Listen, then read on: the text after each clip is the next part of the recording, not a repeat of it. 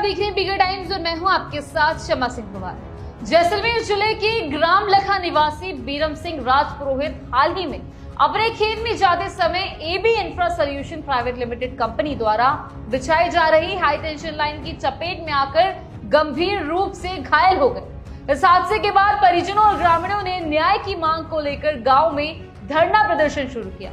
धरना स्थल पर पीड़ित परिवार को समर्थन देने के लिए पूर्व विधायक रूपाराम धनदेव, शिव विधानसभा क्षेत्र के निर्दलीय विधायक रविंद्र सिंह भाटी, आरएलपी नेता थान सिंह डोली और युवा नेता आजाद सिंह राठौड़ सहित बड़ी संख्या में जनप्रतिनिधि और ग्रामीण मौजूद रहे। धरना के दौरान हुई बातचीत में सबसे अधिक सुर्खियां बटोरी थान सिंह डोली की एक टिप्पणी ने।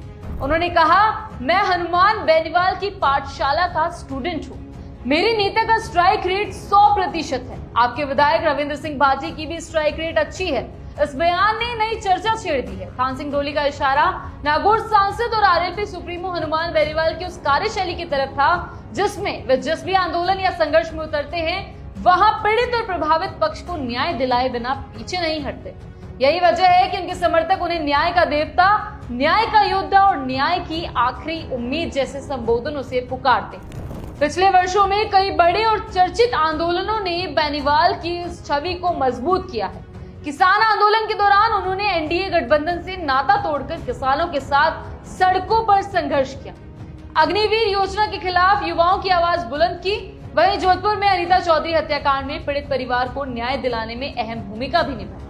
बालोतरा की जोजरी नदी प्रदूषण मामले में उन्होंने आंदोलन छेड़ा जिससे राष्ट्रीय मीडिया का ध्यान आकर्षित हुआ और सुप्रीम कोर्ट तक ने इस पर सख्त टिप्पणियां की। इतना ही नहीं, राजस्थान एसआई भर्ती 2021 की धांधली के खिलाफ जयपुर के शहीद स्मारक पर 138 दिनों तक चला लंबा आंदोलन भी उनकी अगुवाई में हुआ, जिसके बाद हाईकोर्ट ने भर्ती रद्द कर दी। हाल ही में चित्तौड़गढ़ के कपासन क्षेत्र में सूरजमाली प्रकरण में भी उनकी एंट्री के बाद पीड़ित पक्ष की मांगे पूरी हुई।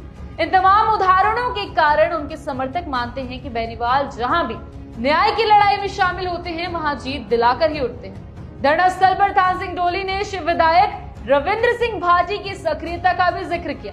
उन्होंने कहा कि भाटी भी स्थानीय मुद्दों पर संघर्ष कर रहे हैं और सोलर कंपनियों द्वारा ओरन गोचर जमीन पर कब्जे और खेजड़ी के पेड़ों की कटाई के खिलाफ बड़े आंदोलनों का सफल नेतृत्व कर चुके हैं। इस बयान ने स्पष्ट कर दिया कि क्षेत्र की राजनीति में अब वे नेता ही जनता के चहेते बनते जा रहे हैं जो सड़कों पर उतरकर आमजन के मुद्दों पर संघर्ष करते हैं। राजनीतिक विश्लेषकों का मानना है कि पिछले 15 वर्षों से राजस्थान की राजनीति में हनुमान बेनीवाल को ही सदाबहार विपक्ष के रूप में देखा जाता है। कांग्रेस हो या बीजेपी, दोनों ही पार्टियों के बड़े नेता अपनी सुविधा अनुसार सड़क पर उतरते हैं, जबकि बेनीवाल रात के 3-4 बजे भी अपने काफिले के साथ सड़कों पर संघर्ष करते दिखाई देते हैं।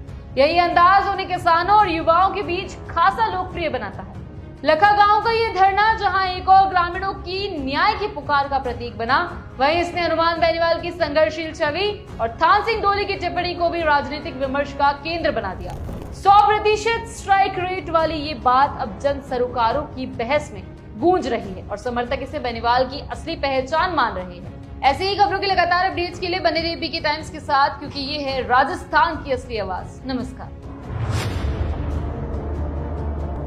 मरुधरा से खुद को जोड़ने के लिए सब्सक्राइब करें और बने रहें पीके टाइम्स के साथ।